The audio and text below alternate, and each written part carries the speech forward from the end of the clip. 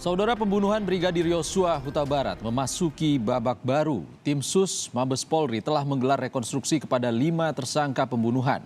Dalam rekonstruksi terdapat kejanggalan perbedaan keterangan antara para tersangka. Lantas, bagaimana akhir dari perkara ini? Berikut ini penelusurannya untuk Anda.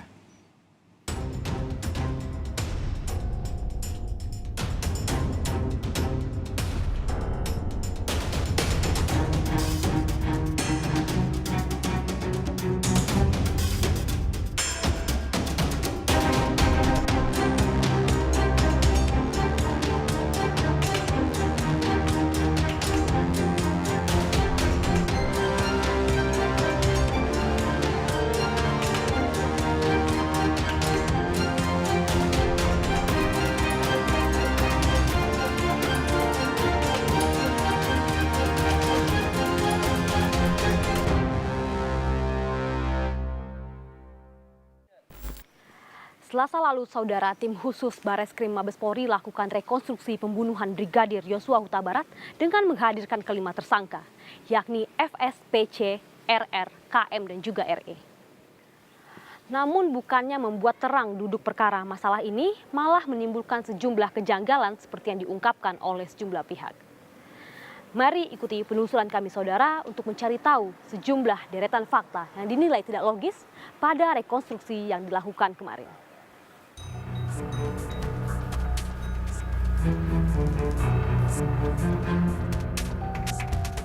Pembunuhan Brigadir Yosua Huta Barat memasuki babak baru.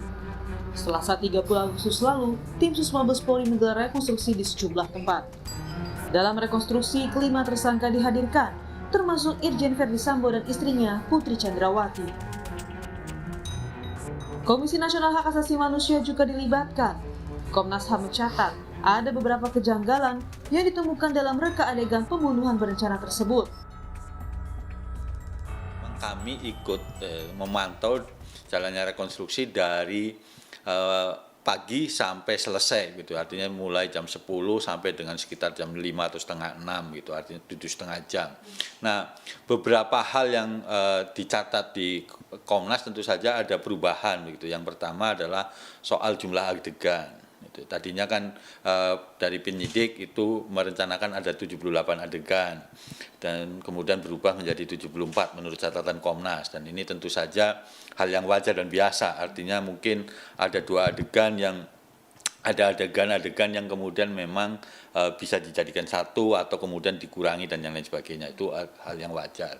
Terus kemudian para pihak, artinya baik tersangka, saksi dan penyidik itu diberi ruang untuk saling memberi klarifikasi keterangan kalau memang ada hal-hal yang tidak sesuai atau berdasarkan ingatan atau kemudian berdasarkan catatan-catatan yang lain, dan itu tentu saja menjadi ruang yang baik begitu untuk bisa menjadikan rekonstruksi ini menjadi lebih terang gitu. Itu yang kedua. Nah, catatan yang ketiga saya kira menurut kami begitu memang menambah pendalaman terkait dengan materi-materi yang ada di Komnas HAM.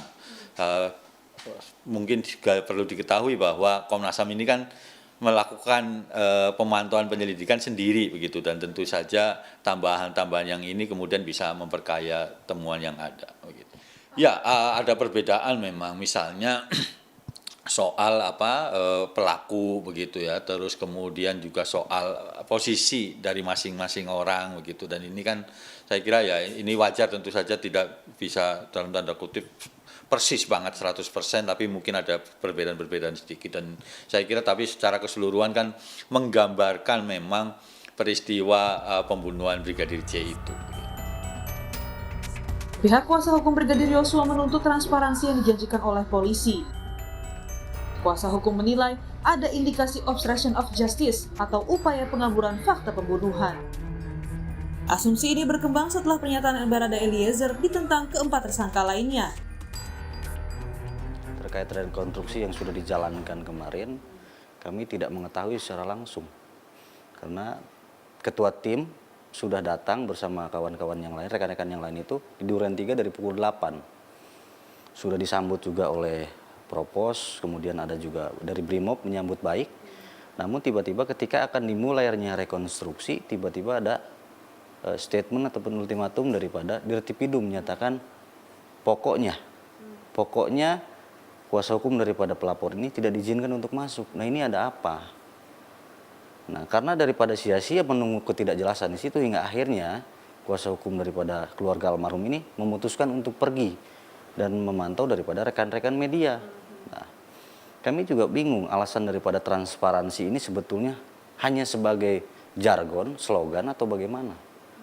Karena kalau kita lihat beberapa statement daripada Kadif Humas menyatakan waktu tanggal 30 bahwa akan mengundang jaksa penuntut umum, Komnas HAM, Kompolnas, kemudian pengacara dari kedua belah pihak.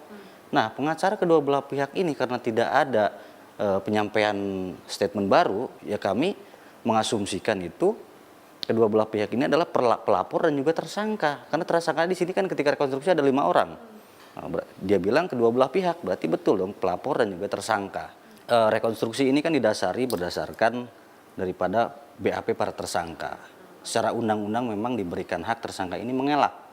Nah, disinilah dituntut dan dibutuhkan kecermatan, ketelitian, dan kecerdikan daripada penyidik. Ini dipertaruhkan loh dalam hal ini. Karena jangan sampai ketika naik ke persidangan ini menjadi sebuah peradilan yang sesat.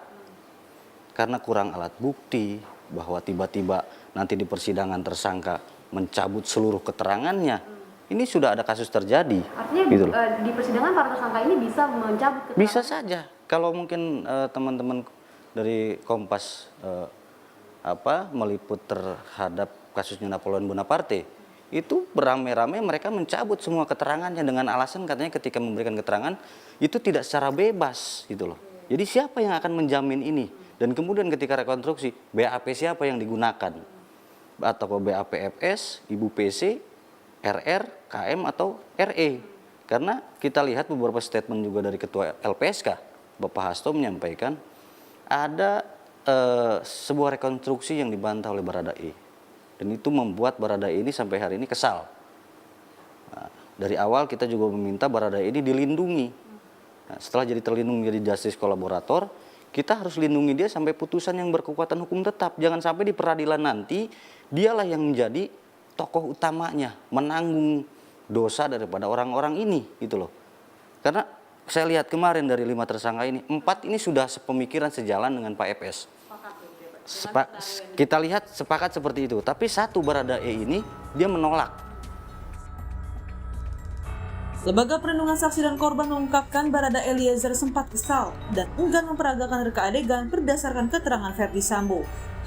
Namun, LPSK menilai setiap tersangka berhak memberikan keterangan berbeda saat rekonstruksi. Yang saya lihat waktu ada pemberian amplop di ruang kerja lantai 2 rumah Saguling, itu dibantah oleh KM dan RR. Padahal kalau merujuk kepada keterangan yang diperoleh, itu keterangan di soal itu sama antara RE, RR, dan KM. Ya. Kemudian di soal pemberian handphone baru di waktu dan tempat yang sama di situ oleh FS kepada RE, RR, dan KM. Nah, termasuk di momen itu ketika pemberian amplop dan handphone baru itu bukan hanya ada FS, RE, RR, dan KM, tetapi juga ada Ibu PC. Nah, karena yang RR dan KM itu membantah, nah itu yang kemudian membuat kesal Baradae. Lalu apakah ada begitu Pak ketakutan dari Baradae ini seperti misalkan apakah ibaratnya kan dia satu orang melawan 4 orang gitu Pak, adakah ketakutan dari Baradae ini keterangannya ketika nanti di pengadilan akan dipatahkan oleh 4 tersangka lainnya? Saya rasa tidak ya. Saya rasa Baradae cukup cukup confident untuk menyampaikan keterangannya, jadi cukup konsisten, dan keterangan lainnya itu kan keterangan para tersangka juga ya. Ya, tersangka itu kan dalam tanda kutip punya hak untuk menyangkal atau berbohong. Ya.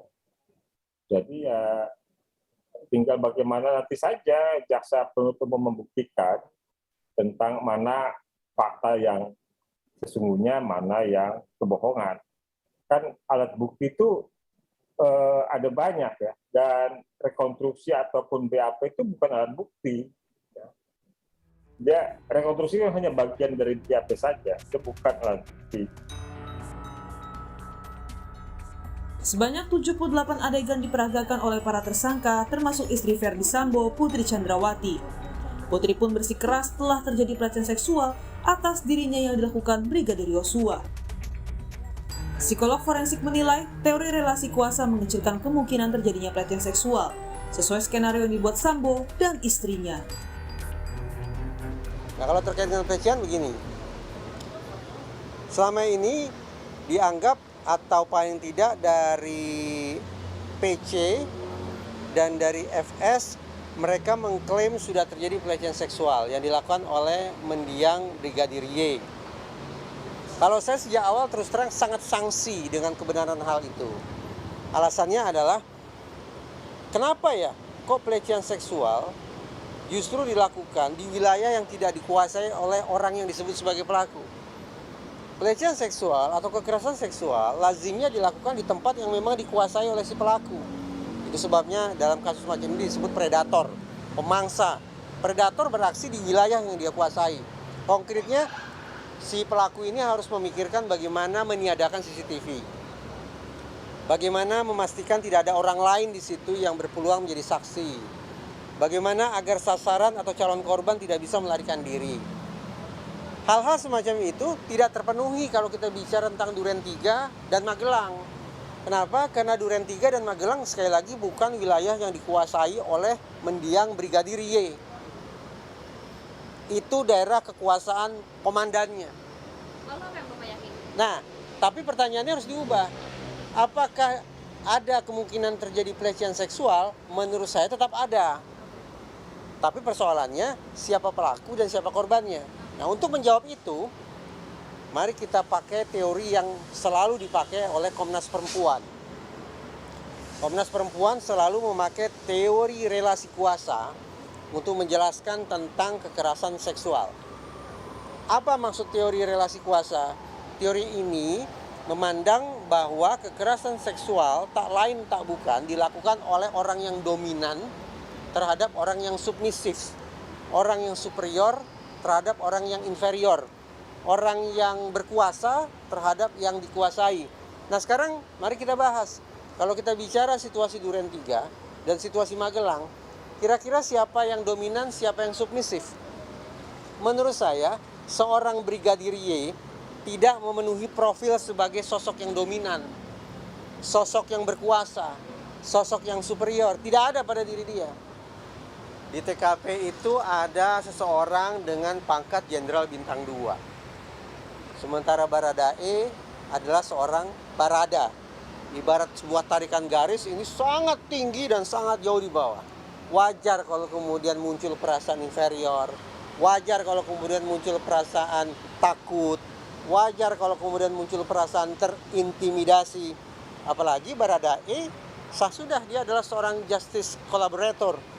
Dengan posisi sebagai itu, dengan status seperti itu, maka memang dia seolah-olah musuh terbesarnya FS.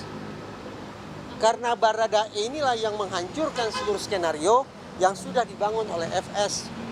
Nah, ketika kemudian kedua belah pihak ini hadir di TKP, pastilah masing-masing pihak punya kepentingan hukumnya sendiri-sendiri. Tidak ada lagi jiwa korsa di situ. Tidak ada lagi loyalitas. Tidak ada lagi kepatuhan pada atasan. Semuanya SDM, selamatkan diri masing-masing. Agar bisa menyelamatkan diri masing-masing, tentu setiap orang, FS, Baradae, RR, dan lain-lain, pasti akan membuat narasi yang menguntungkan mereka dan akan melimpahkan tanggung jawab kepada pihak lain.